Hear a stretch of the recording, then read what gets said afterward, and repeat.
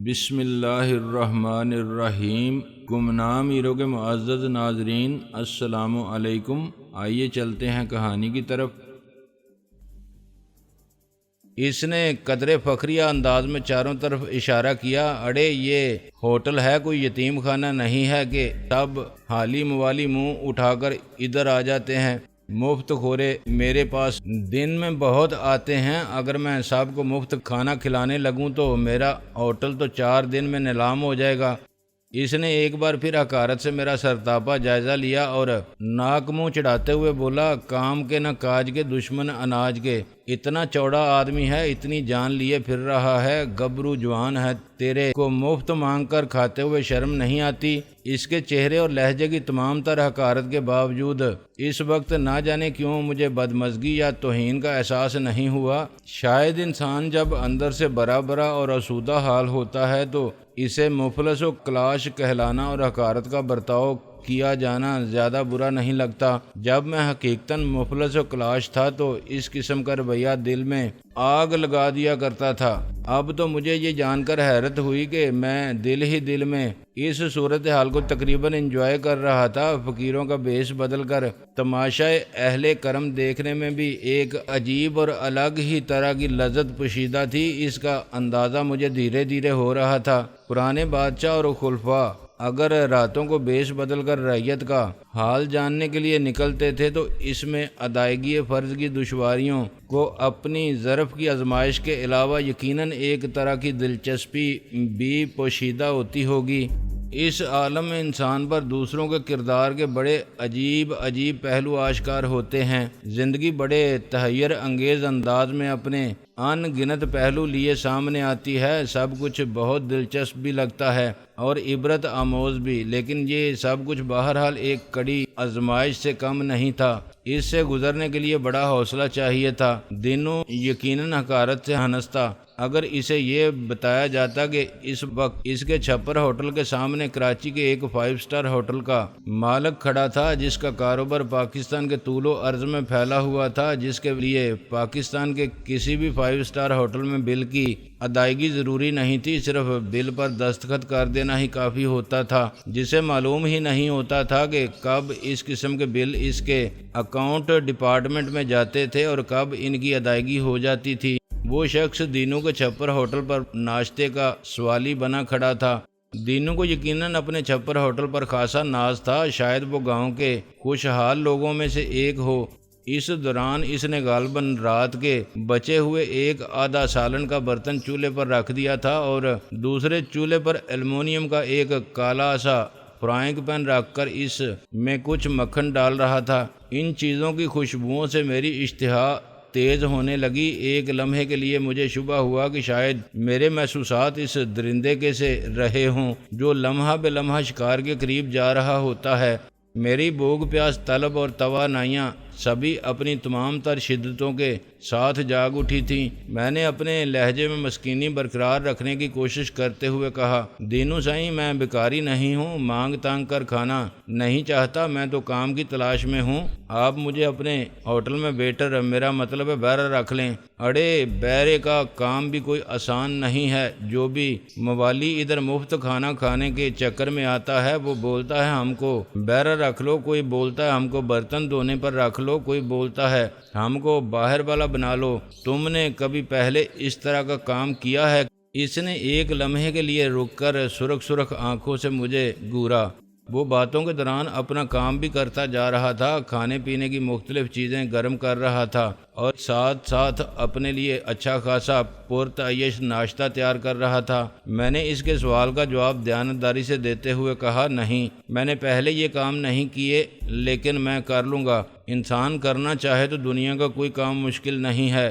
اڑے یہ سب زبان سے بولنا آسان ہے، کر کے دکھانا بہت مشکل ہے۔ وہ بدستور حقارت سے بولا، میں نے کام چور اور حرام خور زندگی میں اتنے دیکھے ہیں کہ اب میں دور سے ان کی شکل دیکھ کر پہچان لیتا ہوں۔ اس کا ملازم بھی پانی لینے کے لیے جاتے جاتے رک گیا تھا اور متجسس نظروں سے میری طرف دیکھتے ہوئے ہماری گفتگو سن رہا تھا۔ کتوں نے بھی سر اٹھا کر کچھ دیر تک میرا جائزہ لیا تھا، لیکن بھونکے بغیر سر جھکا لیا تھا۔ دینو نے مکھن میں 2 انڈوں کا شاندار آملیٹ تیار کر لیا تھا۔ فرائنگ پین چولہے سے اتارتے ہوئے وہ بولا، سب سے بڑی بات یہ ہے کہ مجھے بیٹر برتن دھونے والے یا باہر والے کی ضرورت ہی نہیں ہے۔ میں اور سومر مل کے سارے کام کر لیتے ہیں، ہمیں کسی تیسرے آدمی کی ضرورت نہیں۔ یہ کوئی شہر کا ہوٹل تو نہیں ہے نا، میں کوئی لاکھوں روپیہ تو نہیں کما رہا کہ پوری فوج بھرتی کر لوں۔ میں نے کچھ کہنے کے لیے منہ کھولا، لیکن وہ کچھ سننے سے پہلے ہی ماتھے پر ہاتھ مار کر جھنجھلاہٹ سے بولا، اڑے بابا، ماں چھیوں نہ مکھے، مانو نہ گرے۔ ارے بابا، میں نے کہا تو ہے کہ مجھے آدمی نہیں چاہیے، نہیں چاہیے۔ میں نے اس کے چھپر کے عقب میں پڑی ہوئی اینٹوں اور مٹی کی طرف اشارہ کرتے ہوئے کہا، اور اگر میں تمہارے اس ہوٹل کے چاروں طرف دیواریں کھڑی کر دوں تو مجھے کتنے دن تک کھانا مل سکتا ہے؟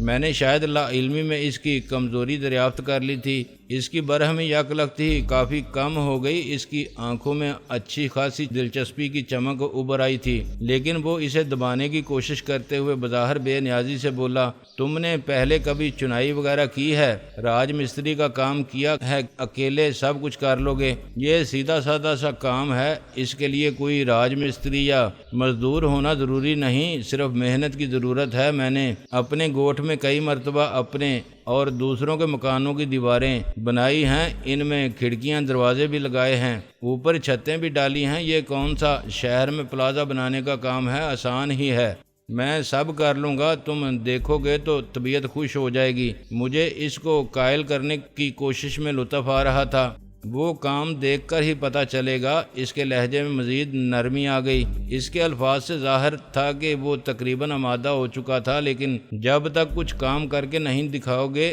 کھانے کو کچھ نہیں ملے گا۔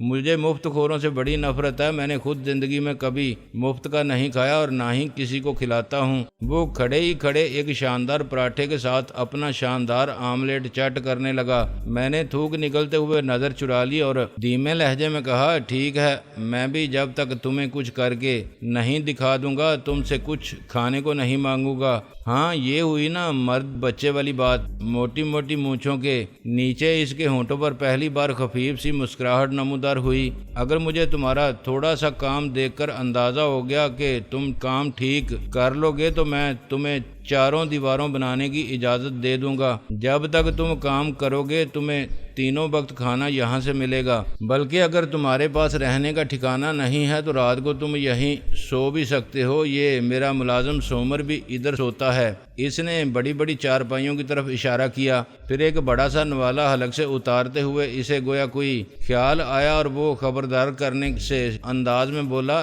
لیکن اس کا یہ مطلب نہیں ہے کہ تم اس کام میں پورا مہینہ ہی لگا دو۔ اکیلے آدمی کے لیے یہ زیادہ سے زیادہ 1 ہفتے کا کام ہے، اگر ساتھ ایک مزدور بھی مل جاتا تو 3 دن میں کام ہو جاتا۔ پھر اس نے اعتراف کر ہی لیا کہ اسے اس کام کے لیے آدمی نہیں مل رہا تھا۔ ایک لمحے کے توقف سے وہ بولا، کیٹی میں آدمی تو بہت ہیں لیکن سب سائیں مراد کی زمینوں پر مصروف ہیں۔ اس نے بند کی طرف اشارہ کیا، چاہے پیسے زیادہ ملیں پھر بھی وڈیرا سائیں مراد کی زمینوں سے کام چھوڑ کر کوئی نہیں آ سکتا نا۔ میرے دیکھتے ہی دیکھتے اس نے تیزی سے ناشتہ چٹ کر لیا۔ سومرو نے اس دوران پانی کا ایک پھیرا اور لگا لیا۔ دینوں ہونٹ صاف کر کے مونچھوں پر تاؤ دیتے ہوئے بولا، اب تم ذرا لنگر کس لو، کام کرنے کے لیے تمہیں جس سامان کی ضرورت ہوگی وہ سب میرے پاس ہے، لیکن کام سارا کا سارا واقعی تمہیں اکیلے ہی کرنا پڑے گا۔ پانی تک خود ہی بھر کر لانا پڑے گا، کیونکہ سومر اب دن چڑھے ہی ادھر ہوٹل میں مصروف ہو جائے گا۔ وہ تو میں کہہ ہی چکا ہوں کہ سب کچھ میں خود ہی کروں گا۔ میں نے اسے ایک بار پھر اطمینان دلایا، ذرا احتیاط بھی کرنا، گاہکوں میں آ کر اٹھنے بیٹھنے کی ضرورت نہیں، لوگوں کو یہ پتہ نہ چلے کہ تم کوئی باہر کے آدمی ہو، یہ تمہارے ہی حق میں اچھا ہے۔ حالات ٹھیک نہیں ہیں، کہیں خواہ مخواہ تمہارے لیے کوئی پریشانی نہ کھڑی ہو جائے۔ اس کا لہجہ اب اچھا خاصا ہمدردانہ ہو گیا تھا۔ تم فکر نہ کرو، میں سب سمجھتا ہوں، مجھے تمہارے گاہکوں میں آ کر اٹھنے بیٹھنے کی فرصت ہی کہاں ملے گی۔ میں نے کہا، وہ خاصا مطمئن اور خوش نظر آنے لگا۔ صرف 3 وقت کے کھانے پر اسے آدمی مل گیا تھا جو راج اور مزدور دونوں کے فرائض انجام دینے کے لیے تیار تھا۔ اس نے چھپر ہی میں رکھا ہوا سامان میرے حوالے کیا، مجھے ایک پرانی میلی سی مختصر سی دھوتی بھی دی جس کا میں نے واقعی لنگوٹ کس لیا اور اپنی عظیم الشان شلوار قمیض سنبھال کر ایک طرف رکھ دی۔ بھوک کے افریت نے میرے معدے کی دیواروں کو اپنے ناخنوں سے کھرچنا شروع کر دیا تھا، لیکن میں کام میں لگ گیا، خود ہی پانی بھر کر لایا۔ غنیمت تھا کہ کنواں زیادہ دور نہیں تھا، خود ہی میں نے بہت سا گارا تیار کیا، اینٹیں لاد کر لایا اور دیوار تعمیر کرنی شروع کر دی۔ جلد ہی میں کام میں مگن ہو گیا اور بھوک کی اذیت کچھ کم ہو گئی۔ دوپہر تک میں ایک طرف کی آدھی سے زیادہ دیوار تعمیر کر چکا تھا اور دیوار کچھ ایسی بری بھی نہیں تھی۔ دینوں نے اعتراف تو نہیں کیا، لیکن مجھے یقین تھا کہ وہ میرا کام اور کام کی رفتار دونوں ہی چیزیں دیکھ کر حیران تھا، لیکن میرا خیال ہے اس سے زیادہ حیران وہ اس وقت ہوا ہوگا جب اس نے بڑی محبت سے مجھے کھانے کے لیے مدعو کیا۔ اس نے میری ہی بنائی ہوئی دیوار کی آڑ میں بینچ ڈلوا کر سومر کے ہاتھ میرے لیے کھانا بھجوایا اور پھر بھجواتا ہی چلا گیا، کیونکہ میں منگواتا ہی چلا گیا۔ میں نے اس کے مکھن، گوشت اور روٹیوں پر خوب ہاتھ صاف کیا۔ اس نے بھی ہاتھ تو نہیں روکا، لیکن آخرکار جب میں شکم سے رو چکا تو وہ میرے پاس آیا اور بولا، خدا کا شکر ہے میں نے تمہیں صرف 3 وقت کے کھانے پر ہی کام پر لگایا تھا، اگر ساتھ مزدوری بھی دینے کا وعدہ کرتا تو بڑے گھاٹے میں رہتا۔ میں نے یوں ہی اس کا دل دہلانے کے لیے کہا، میں نے تو ابھی ہاتھ روک کر کھایا ہے، ورنہ میری خوراک تو اس سے زیادہ ہے۔ خیر، وہ ٹھنڈی سانس لے کر بولا، میں اس لیے نقصان میں نہیں رہوں گا کہ میرے خیال میں تم آدمی ایماندار ہو، کام کو لمبا نہیں لٹکا رہے، تم تو شاید میرے اندازے سے بھی آدھے وقت میں 4 دیواریں بنا دو گے۔ انشاءاللہ، میں نے بڑے خلوص سے عزم ظاہر کیا۔ 3 دن میں نے چھپر کے گرد 3 دیواریں کھڑی کر دیں۔ میں نے 2 راتیں وہاں گزاری تھیں اور حیرت کی بات یہ تھی کہ یہ 3 دن اور 2 راتیں مجھے بہت اچھی محسوس ہوئی تھیں، بڑا لطف آ رہا تھا۔ دن بھر شدید مشقت کا پسینہ بہانے، ڈٹ کر کھانے اور شام کو گاہکوں کا سلسلہ ختم ہو جانے کے بعد میں کنویں کے ٹھنڈے پانی سے نہا کر کھلے آسمان تلے لہلہاتے درختوں کے قریب لمبی چوڑی چارپائی پر ٹانگیں پھیلا کر لیٹتا تو میٹھی تھکن کی تہ سے ایک نئی اور انوکھی سی زندگی کی لذت میرے وجود میں چٹکیاں لیتی۔ مجھے کچھ یوں لگا جیسے میں ایک عمدہ، مضبوط اور طاقتور انجن تھا، مگر میرے اندر کہیں میل، گریس اور زنگ جمنے لگا تھا۔ 3 دن میں ہی جیسے وہ میل، گریس اور زنگ دھل گیا تھا۔ میرے پرزے اور گراریاں اندر ہی اندر صاف ستھرے ہو کر چمکنے دمکنے لگے تھے۔ اس دوران میں نے نہ صرف اپنے کپڑے دھو لیے تھے بلکہ سومر سے کوئلوں والی استری لے کر انہیں استری بھی کر لیا تھا۔ دن بھر لنگوٹ کس کر جان توڑ محنت کرنے کے بعد رات کو صاف ستھرے لباس میں تاروں بھرے آسمان تلے بیٹھ کر دودھ پتی پینے اور سومر سے باتیں کرنے میں بڑا مزہ آتا، بڑی فرحت محسوس ہوتی۔ وہ بہت ہی سیدھا سادہ اور صاف دل سا نوجوان تھا۔ ریستوران میں آنے والے گاہکوں نے میری طرف زیادہ توجہ نہیں دی تھی۔ اگر کسی نے کچھ پوچھا بھی تھا تو دینوں نے انہیں نہ جانے کیا بتایا تھا۔ بہرحال مجھے اس سے کوئی مطلب نہیں تھا، میرا وقت اچھا گزر رہا تھا۔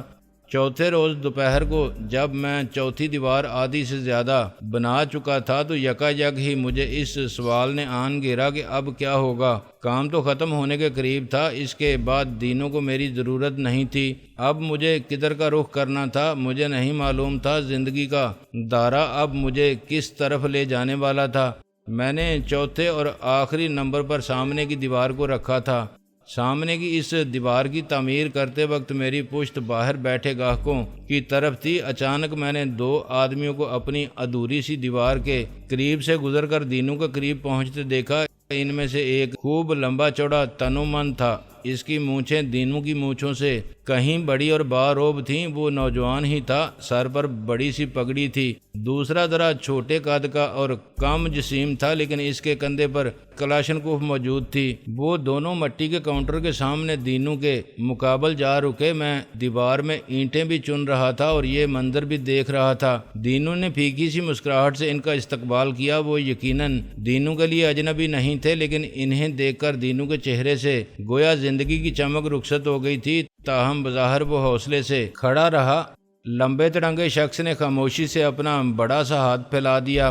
دینو نے گلے سے کچھ نوٹ نکال کر گنے اور اس کے ہاتھ پر رکھ دیے۔ دراز قد نے گنجیلی سی آواز میں سندھی میں ذرا برہمی سے جو کچھ کہا، اس کا مطلب یہ تھا: ابے کیا تجھ کو پیغام نہیں ملا تھا کہ اب بتا 300 روپے ہفتہ کے بجائے 400 روپے ہفتہ ہوگا؟ سائیں دلبر کا حکم نہیں پہنچا تیرے تک؟